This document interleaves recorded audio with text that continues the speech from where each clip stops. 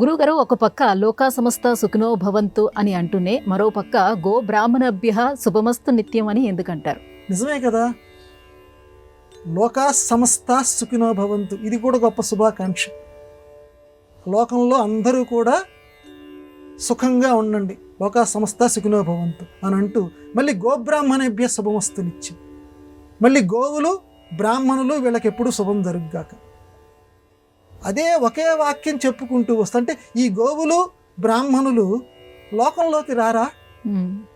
మళ్ళీ ప్రత్యేకంగా వీళ్ళని చెప్పటం ఎందుకు? ఇది చెప్పింది మరి మామూలు వాడు చెప్పలేదు, వేద మంత్రం. ఇది వేదంలో ఉన్నటువంటి మంత్రం.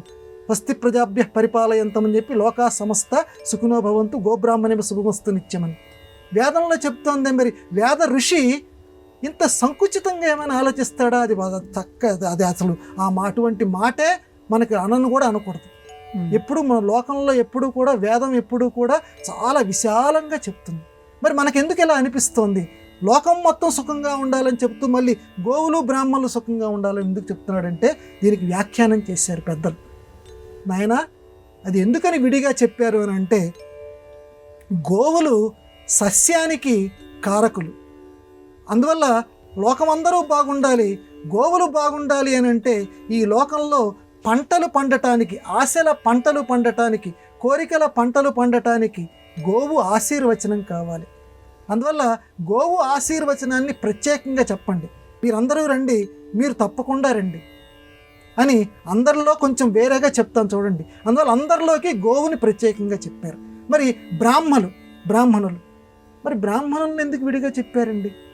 మిగతా జాతులను ఎందుకు చెప్పలేదు అని మనకు అనిపిస్తుంది. కానీ అక్కడ బ్రాహ్మణ శబ్దానికి కులవాచకము కాదది. ఆ వేదంలో చెప్పినటువంటి బ్రాహ్మణ శబ్దం పెద్దలు వేదానికి వ్యాఖ్యానం రాసిన వాళ్ళు చెప్పారు. అది మేధావి అని అర్థం. మేధావిగా ఉన్నటువంటి వాడు ఎవడైనా సరే బ్రాహ్మణుడు. బ్రహ్మజ్ఞానం ఎందుకంటే ఈ లోకానికి మేధావితనం కావాలి, మేధావులు కావాలి. లోకంలో సమస్యల పరిష్కారం కావాలి. సమస్యల పరిష్కారానికి మేధావి మాత్రమే తగినటువంటి సూచనలు ఇవ్వగలడు.